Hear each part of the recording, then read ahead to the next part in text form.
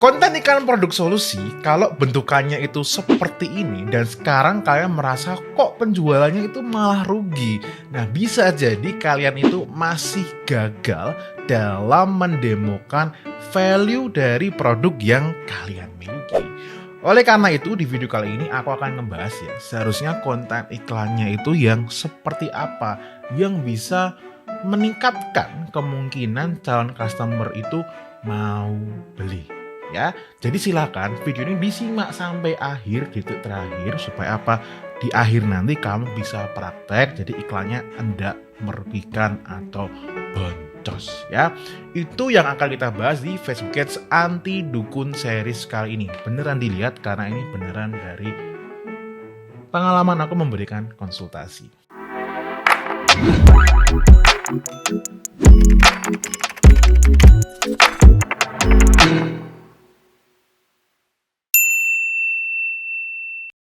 Alright guys, kembali lagi di Facebook Ads Anti Dukun Series bersama dengan Fusik, konsultan Facebook Instagram Ads. Buat yang baru pertama kali lihat muka aku di sini dan baru pertama kali ngikutin series ini, silakan teman-teman bisa cek video dulu ya episode sebelumnya di Facebook Ads Anti Dukun Series ini ya.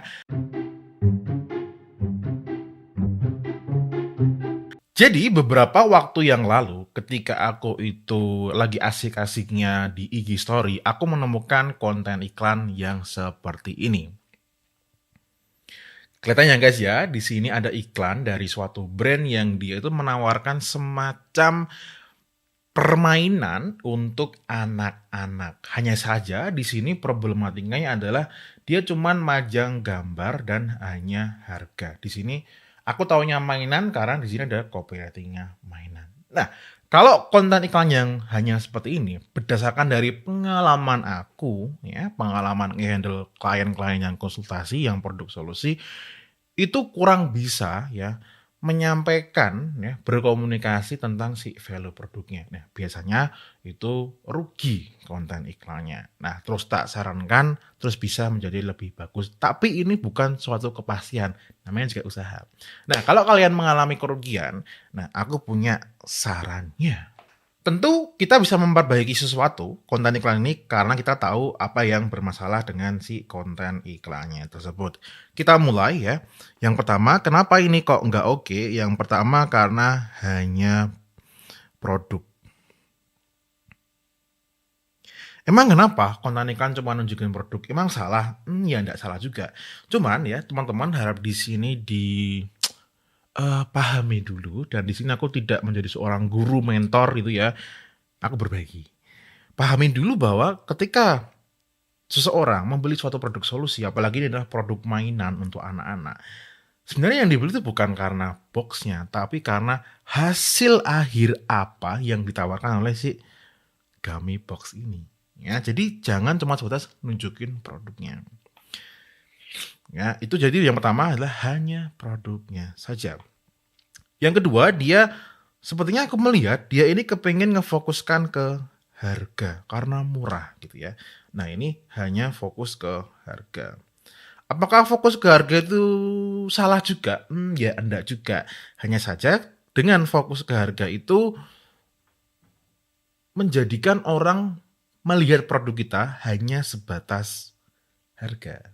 Ya, begitu. Nah, ini adalah dua hal yang menurut aku ini sangat-sangat fatal. Untuk memudahkan ya, aku itu nyontohin ke kalian seharusnya konten iklannya gimana. Nah, ini aku masuk ke websitenya dan itu aku nemu satu produk yang dijual di sana. Ya, itu adalah Underwater World ini, yang di sini adalah mainan yang ditujukan untuk mengenalkan dunia di laut ya. Jadi kita pakai sampel ini aja. Ya, kalau kita lihat di sini ada contoh box dan produknya apa aja isinya. Ada ini ya, kuda laut.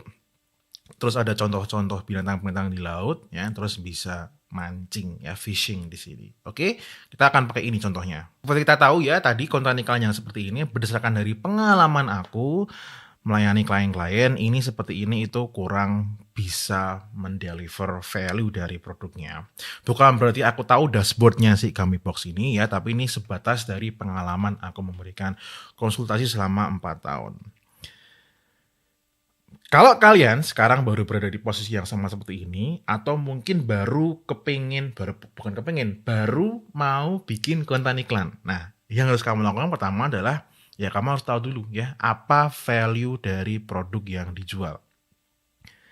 Pertama di sini adalah kita mengerti bahwa tadi ya, Underwater World tadi adalah tujuannya untuk mengedukasi anak tentang kehidupan laut dengan merangkai ya, jadi melibatkan kreativitas merangkai.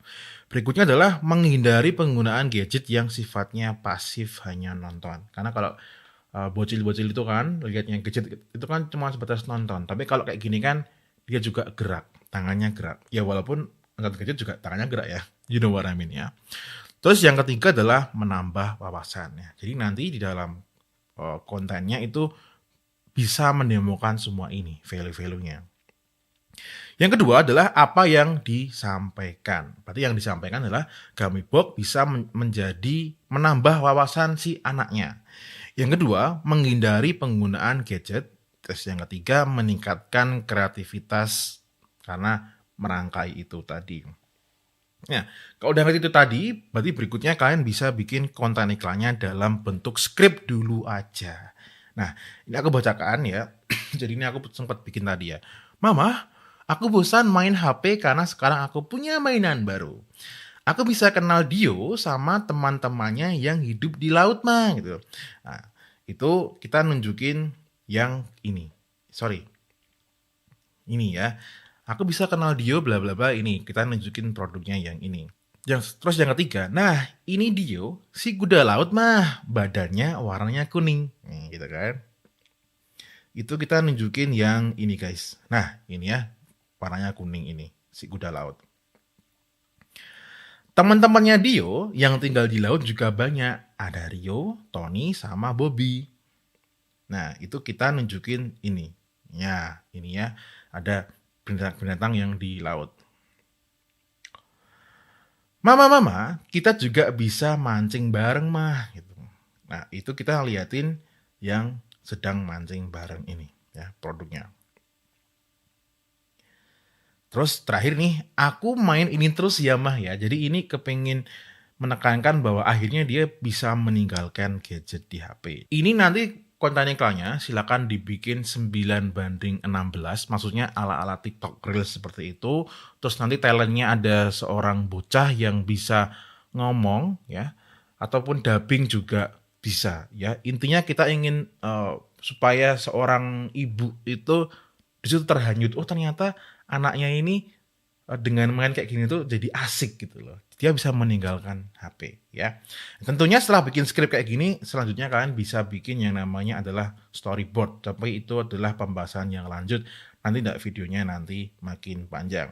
Nah terus teman-teman kalau klien-klien yang bisanya konsultasi sama aku itu biasanya nggak cuman bikin kayak gini satu. Tapi dia akan bikin minimal 2 terus dibikin. Nah terus nanti dia testing konten iklan tersebut 2 itu tadi. Nah nanti di konsultasi kita bahas gimana itu hasil dari iklannya tersebut. Kalau sampai detik ini kok kalian merasa kepingin ya aku juga memberikan arahan dalam bikin konten iklan ini tadi, atau mungkin kan udah bisa bikin skrip tapi kepingin aku komentarin kayak gitu, nah itu bisa banget sih karena akhir-akhir ini banyak klien aku yang seperti itu.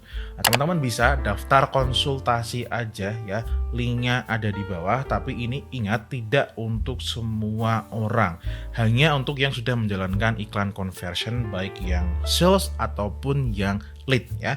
Dan masih juga ada syarat dan ketentuan-ketentuan yang lainnya ya. Kalau memenuhi kita akan ketemu nanti di sesi konsultasi, bisa juga aku memberikan saran-saran seperti ini tadi ya. Oke gitu aja di Facebook Ads Antu Dukun series kali ini. As always, may we always live in prosperity. This is Fusik signing off.